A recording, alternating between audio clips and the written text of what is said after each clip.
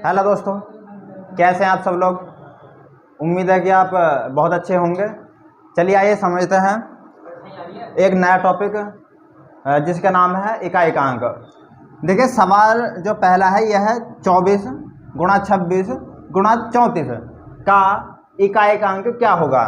और इकाई के अंक को समझने के लिए केवल हमें एक बात की मालूम होनी चाहिए कि संख्या में इकाइकांक होता कौन सा है। जैसे मैं 4, 6, 2, 8, 9 अगर कोई डिजिट यहाँ पर है तो अगर मैं आपसे कहूँ कि इसमें इकाइकांक क्या होगा तो इकाई जो पहले होगी, जो सबसे फर्स्ट नंबर पर अंक लिखा होगा वही उसका इकाई का अंक होगा। तो इतनी मालूम हमें बहुत ही आवश्यक है इस टॉपिक को समझने के लिए। चलिए चलते हैं अब सवाल की तरफ। और क्वेश्चन है हमारा 24 गुणा 26 गुणा 34 का इकाई का अंक क्या होगा। तो जब इकाई के अंक की बात है तो केवल और केवल इसके इकाई के अंक को ले लीजिएगा। इकाई का अंक है यहाँ पर 4, 6 और 4, तो बीच में है गुणा का निशान, तो केवल हमें इकाई के अंक की गुणा कर लेनी है। जैसे 4, 6, 24 और 24 दो अंक की आ गई, लेकिन दो अंक की हमें नहीं लेनी है, हमें लेनी केवल फर्स्ट वाला अंक। 4, 6, 24, 24 पूरा नहीं लेंगे, केवल इकाई का अंक लेंगे 4 और 4 चौके 16, 16 में केवल इकाई का अंक हमें लेना होगा। तो केवल हमारा 6 इसका आंसर हो जाएगा। चलिए दोस्तों करते हैं अब क्वेश्चन नंबर सेकंड। और क्वेश्चन नंबर सेकंड में जो हमारी संख्याएं हैं वो हैं 584, 128, 617 और 413। तो इनमें भी हमें क्या बताना है, इकाई का अंक। और इकाई के अंक को अगर हमें इकाई का अंक निकालना है तो केवल इकाई वाले अंक ही मल्टीप्लाई कर दो। जैसे 4 और 8 तो 4 अट्ठा 32, 4 अट्ठा 32 और 32 में भी केवल इकाई का अंक 2 सत्ता 14, मतलब ये इकाई का अंक और ये वाला 2 सत्ता 14, और इसमें भी केवल लास्ट वाला अंक, जैसे 4 तिया 12 और 12। अब ये जो लास्ट वाली जो मल्टीप्लाई कर इकाई 12 में जो लास्ट का अंक है 2, यही हमारा आंसर हो जाएगा। तो दोस्तों ये सवाल निकालने बहुत ही आसान है। अब चलते हैं अलग क्वेश्चन की तरफ जो थोड़ा इससे डिफिकल्ट होगा। चलिए ये रहा हमारा अगला क्वेश्चन। और क्वेश्चन में है 65 की पावर 63, 66 की पावर 76 और 26 की पावर 89। तो इन जो पावर वाले सवाल होते हैं इनको कैसे करते हैं। इनको करने के लिए पहले हमें एक छोटी सी बात समझ लेनी होगी। वो क्या है, हमारे कुछ नियम है। तो नियम नंबर नोट ये है, जिस संख्या के अंत में चाहे वो संख्या कितनी ही बड़ी हो, अगर उसके अंत में 0, 1, 5 और 6 ये अंक हैं तो उनका इकाई का अंक वो ही हो जाएगा, चाहे पावर कितनी ही बड़ी हो या कितनी भी लंबी हो। तो चलिए देखिए, जैसा समझते हैं 460 की पावर है 267। तो देखिए मैंने कही है कि जिस संख्या के अंत में 0, 1, 5 और 6 हो तो इसके अंत में क्या है 0, तो बिगर कुछ किए इसमें 0 आंसर हमारा हो जाएगा। अब ये ऐसे क्यों है वो मैं आपको बताऊंगा डिटेल में। अब इस सवाल को थोड़ा बाद में करेंगे, पहले कुछ समझ लेते हैं। देखो जैसे मान लो 0 है, अगर मैं 0 की पावर 1 लेता हूं तो भी आंसर क्या होता है 0। अगर 0 की पावर 2 लेता हूं फिर भी आंसर क्या होती है 0। अगर 0 की पावर 3 लेता हूं तो भी आंसर क्या होती है 0, क्योंकि 0 की चाहे कितनी बार गुणा कर लो आंसर हमारा 0 ही रहता है। अब जैसे फर्स्ट पे आ जाइए, अगर मैं 1 की घात 1 लगाता हूं तो फिर भी आंसर 1, और 1 की घात 2 लगाता हूं तो घात का मतलब है कि उसकी उतनी बेर गुणा। जैसे 1 की घात 2 है तो 1 गुणा 1।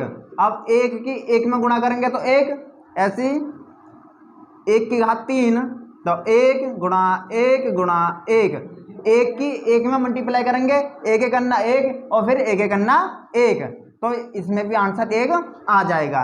कहने का तात्पर्य ये हुआ दोस्तों कि 0 की पावर चाहे जो हो आंसर 0 होगा, और 1 की पावर चाहे जो हो आंसर 1 ही होगा। ऐसे 5, अगर मैं 5 के पावर 1 लगाता हूं तो 5 ही होता है। अगर मैं 5 की पावर 2 लगाता हूं तो इसका मतलब है 5 मल्टीप्लाई 5, और 5 5 कितने हो जाएंगे 25। 25 में तो यूनिट डिजिट आई वो कितनी है 5 ही है। और अगर मैं 5 की घात 3 लगाता हूं तो भी कितनी है 5 मल्टीप्लाई 5 तो 5 पंजा 25 और 25 पंजा 125, तो भी यूनिट डिजिट क्या आई 5। तो अगर घात 1 है तो भी 5, 2 होगी तो भी 5, और अगर 3 है तो भी 5, अगर 4 करोगे तो भी 5। तो इसकी भी चाहे घात जो हो तो उसमें भी यूनिट डिजिट 5 ही होगी। अगर 6 के बारे में बात करें तो 6 की घात 1 तो आंसर भी 6, 6 की घात 2 तो आंसर 6 मल्टीप्लाई 6 इक्वल 36, 6 की घात 3 तो 6 मल्टीप्लाई 6 बराबर 256, और 256 में यूनिट डिजिट 6 ही हो जाएगी। तो इन सबको निकालने के बाद हमें एक बात का ज्ञान हुआ कि 0 1 5 6 की घात चाहे जो हो आंसर हमारा सेम टू सेम वही हो जाएगा। चलिए अब मैं इसको रफ कर देता हूं और सवाल को करने की कोशिश हम करते हैं। चलिए भाई, तो सवाल में है 5 इकाइकांक है तो इसका इकाइकांक भी 5 ही होगा, और इस वाले में 6 है तो 6 ही, आगे भी 6 ही। अब देखो 5 6 जा 30, और 30 में यूनिट डिजिट के भी हमको ले लिया तो 0 मल्टीप्लाई 6 इक्वल टू 0, मतलब यूनिट डिजिट क्या आ जाएगी इसमें 0 आ जाएगी। और एक आसान तरीका मैं आपको बताता हूं कि अगर किसी भी संख्या का एकांक 5 है और उस पूरे क्वेश्चन में सम संख्या आ रही है तो उसका यूनिट डिजिट 0 ही होगा। तो ये थे कुछ नियम। आइए चलते हैं अब थोड़े और डिफिकल्ट क्वेश्चन पर। चलिए दोस्तों, ये है अगला क्वेश्चन और करने की कोशिश करते हैं। देखो ये है, इस संख्या की पावर है 676, इस संख्या की पावर है 2661, और इस वाली संख्या की पावर है 2376। और इस वाले सवाल को अगर हम करें तो बहुत सारी जो प्रॉब्लम आएंगी, लेकिन सबसे पहले सवाल को करने से हमें ये देखनी होगी कि 5 यूनिट डिजिट हैगा, लेकिन क्या सम संख्या है पूरे क्वेश्चन में? बिल्कुल 6 सम संख्या है, और 6 है और 5 के साथ, तो इसका यूनिट डिजिट 0 हो जाएगा। जो भी आपकी 0 जिस ऑप्शन पे भी हो आप टिक लगा दीजिए। लेकिन अब ऐसे सवाल जिसमें 5 भी ना हो यूनिट डिजिट और कोई सम संख्या भी ना हो, उसे कैसे करेंगे देखते हैं अगले क्वेश्चन में।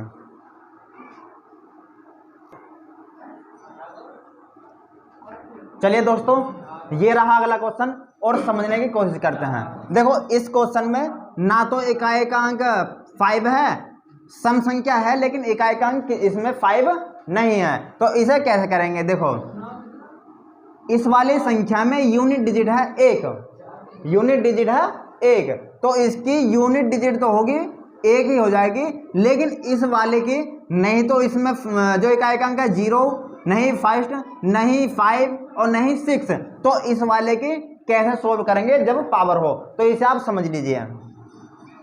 जब भी सवाल ऐसा हो कि उसकी यूनिट डिजिट 0 फर्स्ट 5 और 6 में ना हो, तो उसकी जो भी पावर हो उस पावर में हमको 4 का डिवाइड करना होता है। लेकिन 4 का ही डिवाइड क्यों करेंगे, ये बात आपको समझनी होगी। तो चलिए समझते हैं कि पावर में हम 4 का ही डिवाइड क्यों देंगे।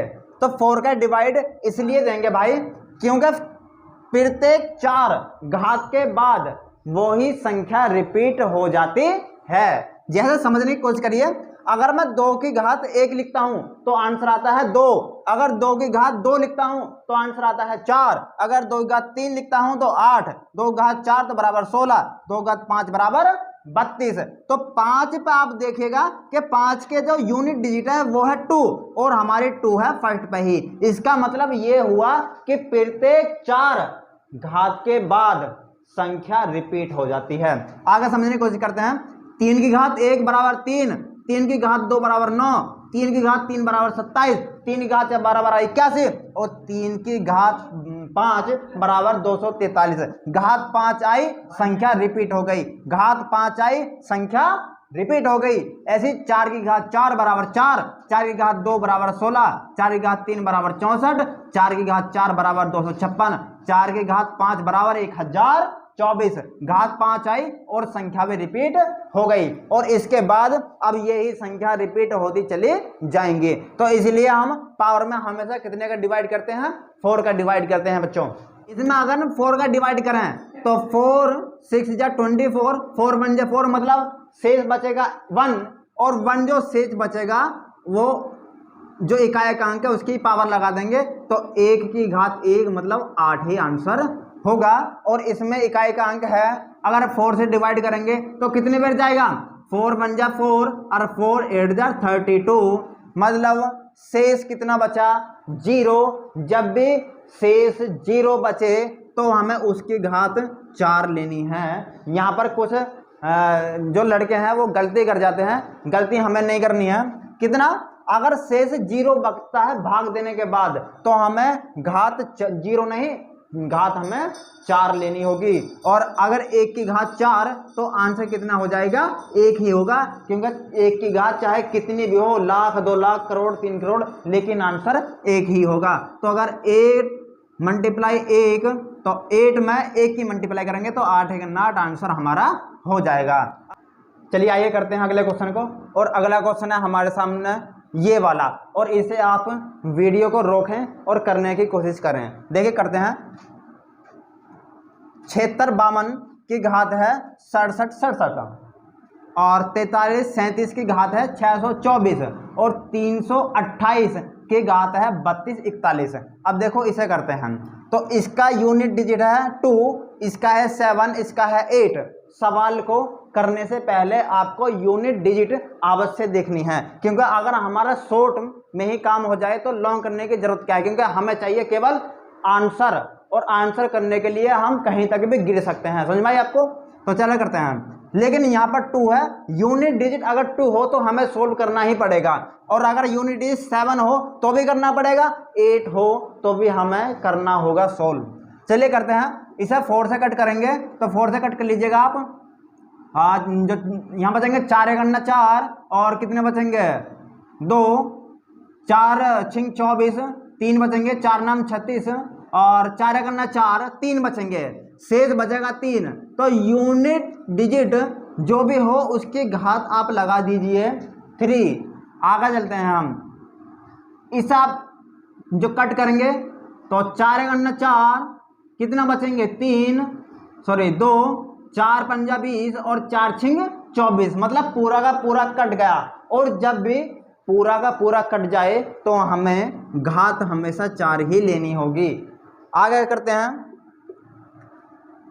4 8 32, 4 1 4, एक शेष बचेगा तो 8 की घात 1। चलिए आगे करते हैं। 2 की घात 3, हमें पावर नहीं निकालनी, पावर निकालोगे तो आप फिर गलत कर जाओगे। देखो कैसा करना है सवाल है इसके बाद भी। 2 की घात है 3 तो 2 को लिख दो 3 बार, 2 गुणा 2 गुणा 2। 7 को लिखेंगे 4 बार, 7 गुणा 7 गुणा 7 गुणा 7 गुणा 1। अब देखो करने की आसान तरीका कैसे करना है। 2 दूने 4 इकाई का अंक किया, 4 दूने 8 इकाई का अंक किया, 8 7 56, 56 में केवल हमें लेना है 6 और 6 6 7 42, 42 में जो लेना हमें 2 और 7 दूने 14, 14 केवल 4, 7 चौक 28 और 8 8 64, 64 में यूनिट डिजिट हो गई हमारी 4। अगर हमें यूनिट डिजिट निकालनी है तो हमें केवल यूनिट डिजिट से ही मतलब होगा, वरना हमें किसी से मतलब नहीं होगा। तो ये सवाल आपको उम्मीद है समझ में आया होगा। चल अब इस सवाल को हम करने की कोशिश करते हैं। ये एसएससी में आया हुआ क्वेश्चन है, चले करते हैं। ये है 1570 की पावर 2 प्लस 1571 की पावर 2, 1572 की पावर 2 और 1573 की पावर 2। देखो यहाँ पर है एकाएकांक 0, तो हमें पावर का कुछ करने की जरूरत नहीं है, बस आंसर हमें लिख देना है 0। प्लस इकाएकांक है 1, तो पावर भी इकाएकांक भी होगा 1। प्लस इकाएकांक है 2, 2 इकाएकांक है और पावर भी 2 है, तो 2 का वर्ग कितना हो जाएगा 4 और 3 का वर्ग कितना हो जाएगा 9। अब क्योंकि बीच में है प्लस, तो ये भी हमें जोड़ने होंगे। 9 और 1 10 4 14, 14 हो जाएगा, 14 में यूनिट डिजिट कितना हो जाएगा हमारा 4 हो जाएगा। चलिए अब अगला क्वेश्चन देखते हैं। और अगला क्वेश्चन हमारा कुछ इस प्रकार है कि 49 23 7 39 95 738 83 और 9, इसे हमने निकालनी है यूनिट डिजिट। और यूनिट डिजिट निकालने से पहले इसमें आप ये देखिए क्या हमें ऐसी कोई डिजिट है इसमें जो हमारे सवाल को आसान बना दे। तो देखिएगा यहाँ पर है 7, यहाँ पर है 5 8 3 9, हमें मिली 5 और 5 है, तो आप देखिए कि क्या सम संख्या है। जी बिल्कुल, इसमें 8 सम संख्या है, और जब 5 और एक सम संख्या अगर मिलेंगी तो वो 0 बना देंगे, तो इसका यूनिट डिजिट क्या हो जाएगा 0 हो जाएगा। चलिए दोस्तों अब करते हैं अगले सवाल को। और अगला सवाल कुछ इस प्रकार है 7 की पावर 95 और 3 की पावर 58 और बीच में है माइनस निशान। अगर मल्टीप्लाई होता तो अलग हो जाता, लेकिन अगर है माइनस, तो इसे कैसे करेंगे समझते हैं। देखिए घात है 95, तो पहले 95 को 4 से कट कर लीजिए। 4 से कट करेंगे तो 4 दूने 8 बचेगा 1 और 4 3 12 बचेंगे 3 और शेष बचे 3, तो 7 की घात भी कितनी हो जाएगी 3। यहाँ पर 4 से कट करेंगे, 4 एकन्ने 4 और 4 चौके 16 और शेष बचेगी 2 और 2 बचेंगे तो 3 की पावर 2 और 4 की पावर 7 की पावर 3 का मतलब है 343, मतलब 7 का घन 343 माइनस के 3 3 9। और हमें देखो यूनिट डिजिट देखो, बस यहाँ पर है 43 और यहाँ पर है 9, तो केवल 3 में से 9 घटाइए, नहीं घटेगा तो हासिल लेंगे, यहाँ हो जाएंगे 13 और 13 में से 9 जाएंगे तो 4 हमारा यूनिट डिजिट आ जाएगी। तो उम्मीद है कि आपको ये सवाल समझ में आए होंगे। एक बार मैं रिपीट करता हूँ।